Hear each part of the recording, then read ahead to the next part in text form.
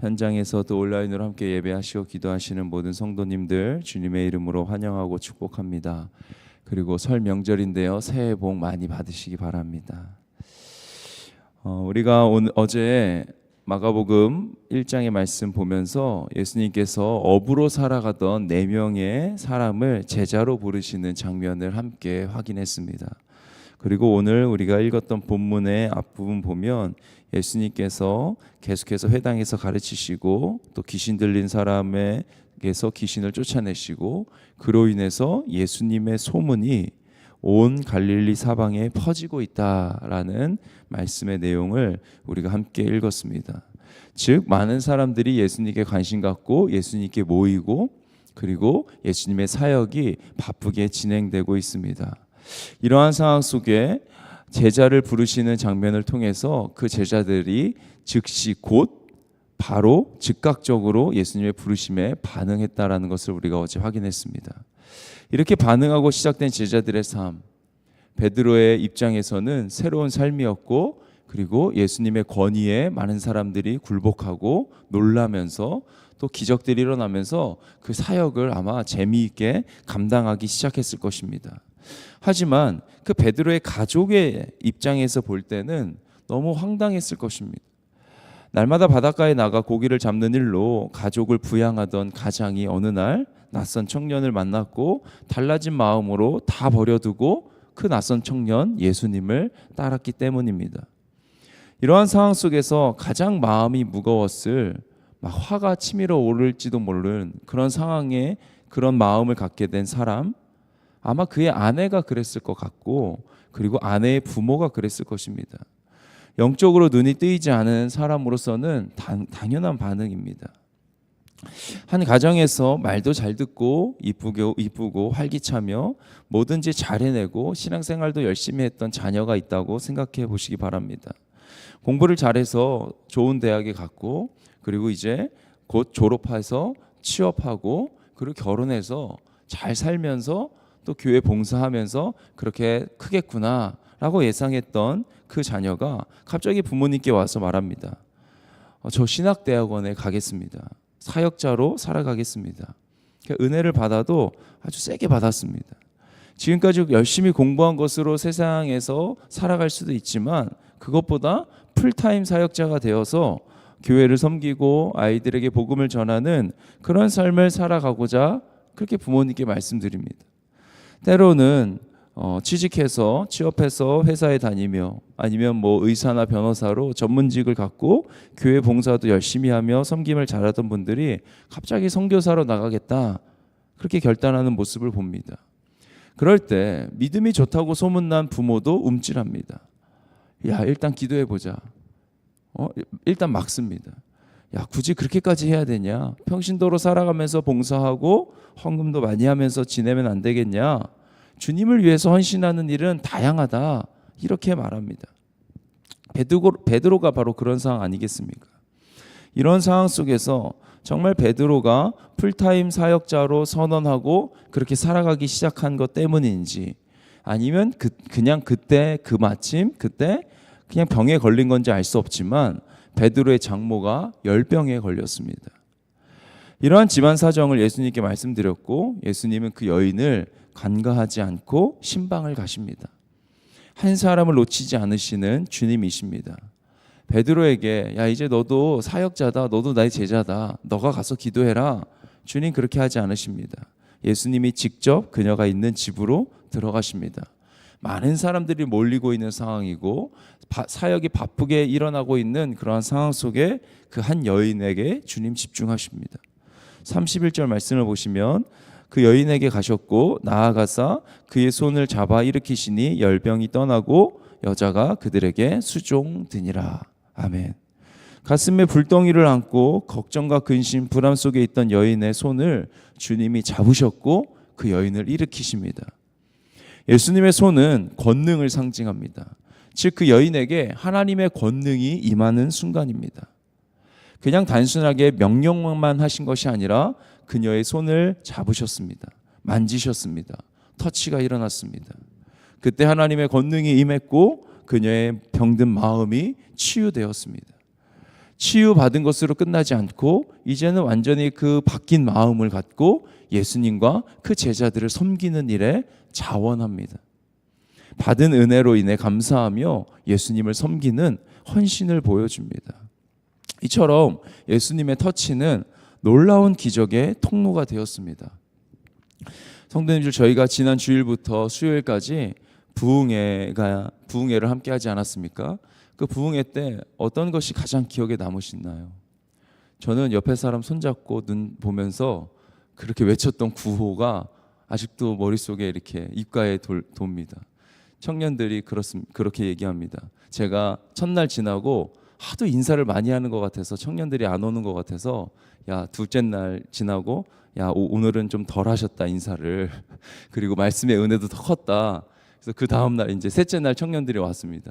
그리고 가면서 목사님 별로 줄지 않았던데요. 이러고 집으로 돌아갔습니다. 그처럼 손잡고 눈 쳐다보면서 인사하고 축복하는, 아직도 기억에 남습니다. 그러니까 왜 그렇게 그냥 하지 말고 손잡으라고 하시고 눈 보고 하시라고 했을까? 오늘 본문 보면서 이래서 목사님이 그렇게 손잡으라고 하지 않으셨나 생각했습니다. 스킨십은 굉장히 중요한 소통의 방법 중에 하나입니다. 관계에 어려움이 있는 이웃이나 가족이 있다면 이번 명절을 통해서 한번 안아주는 것, 손 한번 잡는 것 매우 좋을 것 같습니다. 엉켜있던 문제들이 따스한 햇볕에 눈이 사르르 녹듯이 그렇게 녹아질 것입니다. 손을 잡아주신 뒤에 예수님은 그녀를 일으키셨다라는 표현이 되어 있는데요. 여기서 사용되는 단어는 부활을 상징하는 단어입니다. 하나님의 권능과 생명이 예수님의 손을 통해 그녀에게 들어갔고 그녀의 죽은 영혼은 회복되고 병은 사라졌습니다. 오늘의 함께 읽은 이 본문에서 주도권은 철저히 예수님께 있습니다.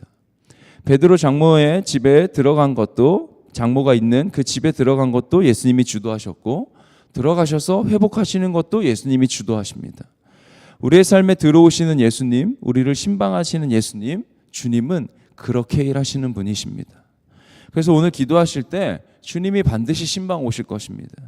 주님께 나의 문제를 아뢰고 그리고 잠잠히 침묵하며 그 주님의 품 안에 거하기를 소망할 때 분명 주님께서 찾아오셔서 나의 손을 잡아주시고 나를 안아주시며 나를 일으키십니다. 모든 잠든 것 같이 죽은 것 같았던 그런 문제와 상황들 속에 생명과 권능을 주님께서 불어넣어 주십니다. 주님은 그렇게 일하십니다. 죄를 범하고 숨어있던 아담에게 주님이 하나님 찾아가셨습니다. 내가 어디에 있느냐? 시편 139편을 보시면 내가 바다 끝으로 도망갈지라도 심지어는 음부의 자리를 펼지라도 내가 거기 있겠다 주님 말씀하십니다. 이세벨의 광기에 두려움에 사로잡힌 완전히 탈진한 엘리야를 주님이 찾아가셔서 깨우시고 먹이시고 회복하셨습니다. 주님은 이렇게 신방하십니다. 또한 신방하시는 주님은 사람을 통해서 일하십니다. 즉 예수님을 영접하고 늘 주님과 함께 동행하며 살아가는 우리를 통해서 주님 신방하십니다. 우리가 외로운 사람, 낙심한 사람, 아픈 사람, 소외된 사람을 찾아갈 때 주님이 함께 가시는 거죠. 우리가 그들의 손을 잡고 함께 기도할 때 주님이 그들을 잡아주시고 그들의 마음을 만져주실 것입니다. 제가 전도사 때 그 진급 과정에 있을 때 과제 중에 신방에 대한 논문을 쓰라는 그런 과제가 있었습니다. 상당히 오래전 일인데요. 벌써 저는 그때 당시에 직접 집에 찾아가서 신방하는 것도 중요하지만 앞으로는 개개인들이 집을 오픈하는 것을 꺼려하기 때문에 온라인 신방, 전화를 통해서 신방하는 것이 매우 중요한 시대가 될 것이다. 이런 이야기를 했습니다. 당시에 논문을 심사하던 아주 큰 교회 목사님께 엄청 혼났던 기억이 있습니다. 신방을 알지도 못하는 아주 못난 사역자가 되었습니다. 그런데 제가 코로나를 지내면서 코로나 시대에 전화가 없었다면, 온라인 신방이 없었다면 교회가 어떻게 되었을까? 이렇게까지 회복할 수 있었을까? 이런 생각을 혼자 하면서 그때 논문 진짜 나 잘 쓴 건데 라는 그런 생각을 했었습니다. 직접 가서 사실 그래서 그 목사님께 찾아가고 싶은 마음도 사실은 있는데 직접 가서 신방해야 하죠. 그렇죠? 만나야 합니다. 대면해야 하고 주님도 모이기에 힘쓰라고 하십니다. 그런데 만나서 손잡고 기도해야 하죠. 하지만 주님이 이 시대에 아주 좋은 도구를 주셨습니다. 만날 수 없는 상황 속에 핸드폰을 통해서 전화하게 하시고 이제는 얼굴과 얼굴을 대면한 것처럼 이렇게 마주보면서 대화할 수 있는 영상통화도 허락하셨습니다. 관심 갖고 주일 예배 설교 말씀을 전달할 수 있는 도구와 통로를 주셨습니다. 그래서 그 말씀을 듣게 하고 위로를 흘려보내는, 위로가 필요한 자들에게 찬양도 보내주는, 그렇게 우리가 신방할 수 있는 그런 시대가 되었습니다. 우리가 직접 가서 만나서 찬양도 같이 부르고 예배도 드리고 손도 잡아주며 기도해야 하지만, 그럴 때 주님 일하시지만 때로는 핸드폰이나 전화를 통해서 그 영상을 보내주고 찬양을 보내주고 통화하면서 주님 그들에게 임하실 것입니다. 그렇게 일하고 계십니다. 하나님은 그러한 도구들을 통해서 일하시는 분이십니다. 일방적으로 주님이 오늘 신방하셨습니다. 일방적으로 주님이 구원을 이루십니다. 그런데 우리를 통해서, 도구를 통해서 주님이 일하십니다. 그렇게 쓰임받는 우리 아연의 모든 성도님들 되시기를 주님의 이름으로 축복합니다. 이번 명절에 또 친척들과 가족들을 오랜만에 만나신다면 그런 통로로 쓰임받게 해달라고 기도하는 이 새벽 되기를 간절히 소망합니다. 그럴 때 하나님 우리를 찾아와서 먼저 우리를 신방해 주시고 우리에게 허락하신 은혜를 그 이웃에게 또 가족들에게 흘려보내는 통로로 주님 반드시 사용하실 줄 믿습니다. 그런 귀한 통로되는 저의 삶, 함께 예배하시는 모든 성도님들의 삶이 되시길 주님의 이름으로 다시 한번 축복합니다. 기도하겠습니다. 살아계신 하나님, 참 바쁘신 중에도 많은 사람들이 예수의 소문을 듣고 예수님께로 몰리던 그 순간에도 주님 한 여인에게 집중하셨습니다. 그 여인을 찾아가셨고 그 여인의 손을 잡으시고 일으키시며 회복하셨습니다. 하나님, 이 새벽 우리가 주님께 나아갈 때 주님 동일하게 우리를 찾아오시는 줄 믿습니다. 우리를 신방하시고 우리 아픈 문제에 손을 대시고 일으키시고 안아주시는 분이심을 우리가 믿음으로 고백합니다. 하나님, 이 새벽 그러한 회복이 있기를 간절히 소망합니다. 하나님, 그렇게 역사하심에 우리가 온전히 순종하는 이 시간 되게 하여 주옵소서. 또한 설 명절을 맞이하여 만나게 되는 가족들, 친척들이 있다면, 이웃들이 있다면 그들에게 우리가 주님의 손이 되기를, 주님의 일하심의 통로가 되기를 간절히 소망합니다. 또한 아연의 가족들 중에 외로움으로 이 명절을 지내는 자들이 있다면 우리가 서로 연락하고 관심 가지며 모두가 풍성한 설 명절이 될 수 있도록, 그렇게 주님께 쓰임받고 공동체가 세워지는 이 시간들 될 수 있도록 하나님 역사하여 주시옵소서. 그렇게 행하실 주님을 기대하며 살아계신 예수님의 이름으로 기도드립니다. 아멘. 하늘에 계신 우리 아버지여, 이름이 거룩히 여김을 받으시오며 나라가 임하시오며 뜻이 하늘에서 이루어진 것 같이 땅에서도 이루어지이다.